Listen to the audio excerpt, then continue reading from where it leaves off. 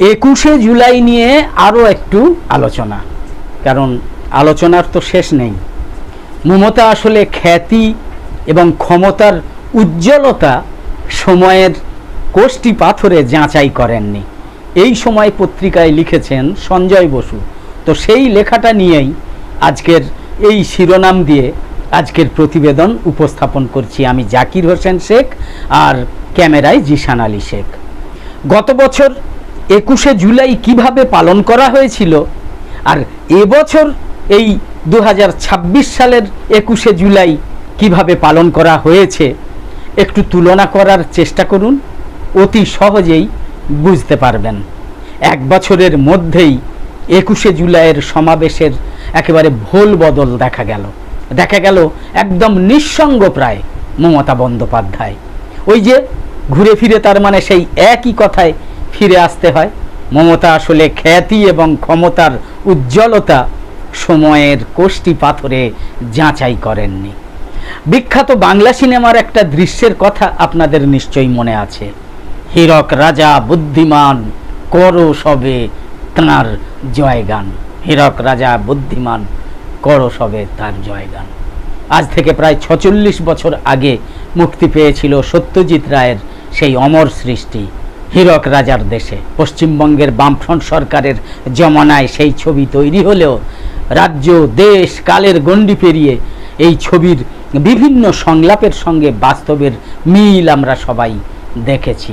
এবার কলকাতায় বিড়লা তারামণ্ডলের কাছে ক্যাথিড্রাল রোডে 21শে জুলাইয়ের মঞ্চে মমতা বন্দ্যোপাধ্যায়ের সভা দেখতে দেখতে হীরক রাজার দেশে ছবির সেই সংলাপটা মনে পড়ছিল। একই সঙ্গে মনে ভাসছিল ঠিক এক বছর আগের এই দিনটার কথাও।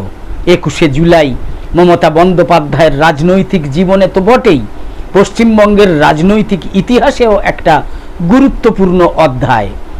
এক বছর আগে ভিক্টোরিয়া হাউসের সামনে 21শে জুলাইয়ের মঞ্চে কত তারকা, কত মহা তারকার ভিড় দেখা গিয়েছিল। শহীদ স্মরণ, কোট আনকোট শহীদ স্মরণ ছাপিয়ে মঞ্চের বক্তাদের গান, কথা, ড্যান্স যেন তৎকালীন মুখ্যমন্ত্রীর বন্দনায় মুখরিত ছিল, যেমনটা হয়ে আসছিল 2011-তে পশ্চিমবঙ্গে তৃণমূল কংগ্রেস ক্ষমতায় আসার পর থেকে। আর উল্টো দিকে এবারের ক্যাথিড্রাল রোডের 21শের মঞ্চে সেই মমতা বন্দ্যোপাধ্যায় যেন বড় নিঃসঙ্গ। তবে রূঢ় বাস্তবটা হলো আজকের এই পরিস্থিতির জন্য দায়ী কিন্তু তিনি নিজেই। যেভাবে ক্ষমতার শীর্ষে থেকে তিনি ভেবেছিলেন তার দলের A to Z নেতানেত্রী, পুলিশ, আমলা, এমনকি মিডিয়াও তাঁরই অঙ্গুলি হেলনে চলবে, সেই আমিত্বের অহংবোধই যে তাকে বাস্তবের মাটিতে আছড়ে ফেলেছে, সেটা বোধহয় তিনি মানে মমতা বন্দ্যোপাধ্যায় এখনো হজম করতে পারছেন না। 21শে জুলাইয়ের কথাটা কেন উল্লেখ করছি তার আরও একটা কারণ আছে। ক্যাথিড্রাল রোডে মঙ্গলবারের মমতা বন্দ্যোপাধ্যায়ের 21শে জুলাইয়ের সভা যেখানে চলছিল, তার সামনে ভিড় নিয়ন্ত্রণের জন্য পুলিশের বসানো গার্ডরেলগুলোর গায়ে জ্বলজ্বল করছিল এই সময় সংবাদপত্র, এই সময় সংবাদপত্রের পোস্টার, এই সময় সংবাদপত্র এই সময় সংবাদপত্র এক সময়ে সত্যিটা তুলে ধরতে গিয়ে চক্ষুশূল হয়েছিল তৎকালীন মুখ্যমন্ত্রীর। আরজিকর হাসপাতালে ধর্ষণ, খুন হোক অথবা চাকরিহারা আন্দোলনকারী শিক্ষকদের উপরে পুলিশের লাঠিচার্জ, কলকাতা হাইকোর্ট থেকে শুরু করে সুপ্রিম কোর্টে শিক্ষা দুর্নীতি, স্পেশাল ইন্টেনসিভ রিভিশন মানে SIR, রাজ্য সরকারি কর্মচারীদের বকেয়া DA সংক্রান্ত মামলা হোক অথবা OBC সংরক্ষণ, ভোট কুশলী সংস্থা IPAC মামলা অথবা IAS IPS এর বদলি, একের পর এক মামলায় যেভাবে তৎকালীন রাজ্য সরকারের মুখ পুড়েছে, কঠোর সমালোচনা করেছে আদালত, প্রত্যেকটা ক্ষেত্রেই এই সময় পত্রিকা সচেতনভাবে চেষ্টা করেছে কারো প্রতি কখনো কোনো বৈরী মনোভাব না রেখে সততা ও নিরপেক্ষতা বজায় রেখে আগাগোড়া বস্তুনিষ্ঠভাবে সংবাদ পরিবেশন করতে।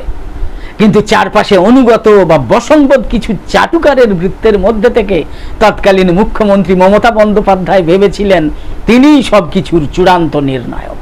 হয়তো সেই কারণে এই সময়ের সুর তার কখনোই পছন্দ হয়নি।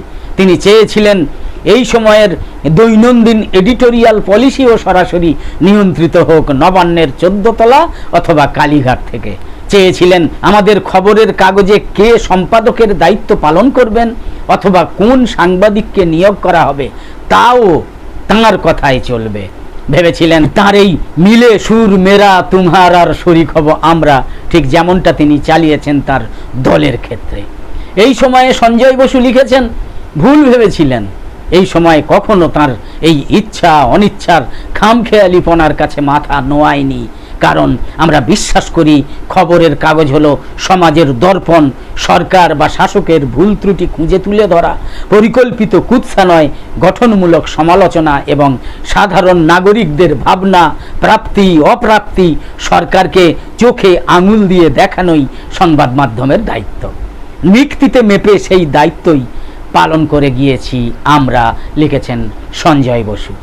কিন্তু যখন তিনি দেখলেন তার মর্জি মতো দল বা সরকারের সুরে সুর মিলিয়ে সঙ্গত করবে না এই সময়, তখনই তিনি খড়গহস্ত হলেন। আমাদের রাজ্য সরকারি বিজ্ঞাপন বন্ধ করা হয়েছে, চেষ্টা হয়েছে অনেক বেসরকারি সংস্থাকেও প্রভাবিত করতে যাতে তারা এই সময়ের পাশে না দাঁড়ায়। এমনকি 21শে জুলাই কলকাতা ট্রাফিক পুলিশের গার্ডরেলের গায়ে যে এই সময় লোগো দেখা যাচ্ছিল এবছরের 21শে জুলাই, আগের বছরে সেগুলো রাতারাতি সরিয়ে ফেলা হয়েছিল সরকারি নির্দেশে, মমতার নির্দেশে। আমরা কিন্তু আমাদের পথ থেকে সরে আসিনি। যতই তৎকালীন রাজ্য সরকার এই সময়কে আঘাতের চেষ্টা করুক, নতুন পথে দাপটের সঙ্গে এগিয়েছি আমরা, আরও শক্তিশালী হয়ে ফিরে এসেছি। রাজ্যে রাজনৈতিক পালাবদলের পরেও কিন্তু আমরা সেইভাবেই এগিয়ে চলার চেষ্টা করছি এখনো। সেদিন তিনি ছিলেন ক্ষমতার শীর্ষে, আর আজ তিনি নিঃসঙ্গ। 4 মে বিধানসভা ভোটের রেজাল্ট বেরোনোর সময়ও খাতায় কলমে তৃণমূলের হাতে 80 জন বিধায়ক, লোকসভা রাজ্যসভা মিলিয়ে 41 জন সাংসদ, আর পুরসভা পঞ্চায়েত তো সিংহভাগ জোড়া ফুলের দখলে। 2 মাসের মধ্যে সেই দলটার শূন্য হয়ে যাওয়াটা আমার মতো অনেকের কাছে ছিল জয় বাবা ফেলুনাথের জটায়ুর ভাষায় ভবিতব্য ললাটের লিখন। তার একটা অন্যতম কারণ হলো মমতা বন্দ্যোপাধ্যায়ের আমিত্ব, অহংবোধ এবং তার সঙ্গে দলের বহু দক্ষ নেতাকে সরিয়ে অভিষেক বন্দ্যোপাধ্যায়ের হাতে ক্ষমতার ব্যাটন জোর করে তুলে দেওয়ার মরিয়া চেষ্টা।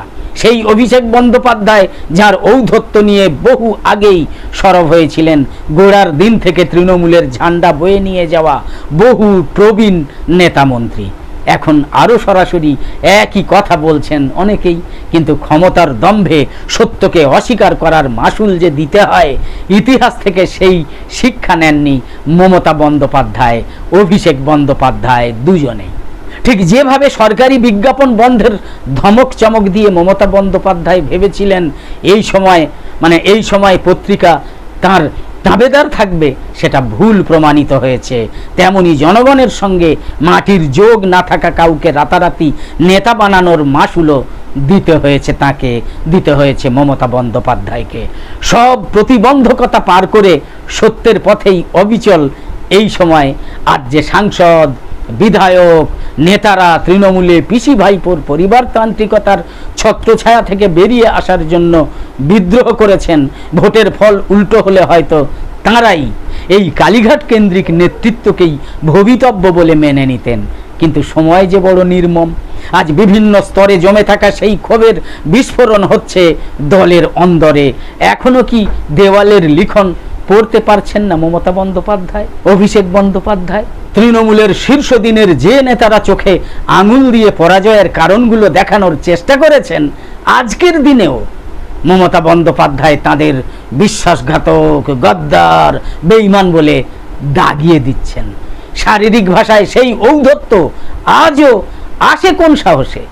ভেঙে টুকরো টুকরো হয়ে যাওয়া 21-এর মঞ্চ থেকে তর্জনী উঁচিয়ে তুই তোকারি করার সেই ট্র্যাডিশনই বা চালিয়ে যাচ্ছেন কিসের জোরে মমতা বন্দ্যোপাধ্যায়? আয়নার সামনে ফেলে নিজেদের ভুল ত্রুটি খুঁজে বের করে বিনয়ীভাবে তাকে গ্রহণ করার সততা দেখানোর বদলে মমতা বন্দ্যোপাধ্যায়, অভিষেক বন্দ্যোপাধ্যায় এখনো গাজোয়ারি করার মরিয়া চেষ্টা চালাচ্ছেন। আপনাদের মনে হয় না যে এই ভোটের ফল শুধু একটা সরকারের বদল নয়, আমিত্বনির্ভর দম্ভের মূলে একেবারে কষাঘাত। বুঝতে পারছেন না যেভাবে নিচুতলার নেতাকর্মীদের মনের কথাকে উপেক্ষা করেছেন, সংবাদপত্রের কণ্ঠরোধের নির্লজ্জ চেষ্টা চালিয়েছেন, আজ তারই মাসুল দিতে হচ্ছে তৃণমূলকে। বুঝতে পারছেন না? ঠিক যে ভুলটা 2006-এ বুদ্ধদেব ভট্টাচার্য 235 বনাম 30 ফল দেখে করেছিলেন মমতা, সেটাই করছেন এখনো। তলে তলে আপনার দলের নিচুতলায় যে এত ক্ষয় হয়েছে, প্রশাসনের অন্দরের একাংশে যে ঘুম ধরেছে, এবং আপনি, আপনার ভাইপো এবং আপনার অনুগামী কিছু নেতামন্ত্রীর আমিত্বের বড়ায়ে নিচুতলার কর্মীদের মধ্যেও যে প্রভাব পড়ছে, সেটা আপনি ধরতে পারেননি। এই সময়ে সংবাদপত্র সেই পাবলিক পালস, আমজনতার মনের কথা তুলে ধরার চেষ্টা করেছে আয়নার মতো। আপনি হয়তো যাকে মনে করেছিলেন আপনার আমিত্বের উপর আঘাত।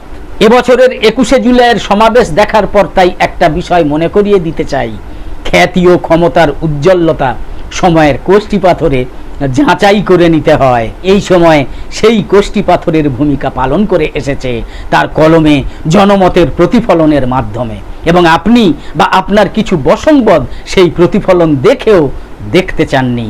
কিন্তু সত্য বড় কঠিন, সত্যের মুখোমুখি হওয়া জরুরি, আরও জরুরি সত্যটাকে স্বীকার করে নেওয়া, লিখেছেন সঞ্জয় বসু। একদম শেষে বলি, নিউজ নির্ভীকে আমাদের নিয়মিত উপস্থাপন করা এই রকম বিশেষ প্রতিবেদন ভালো লেগে থাকলে ইউটিউবে নোটিফিকেশান পেতে সাবস্ক্রাইব করে পাশের বেল আইকন অন করে অল সিলেক্ট করে রাখুন।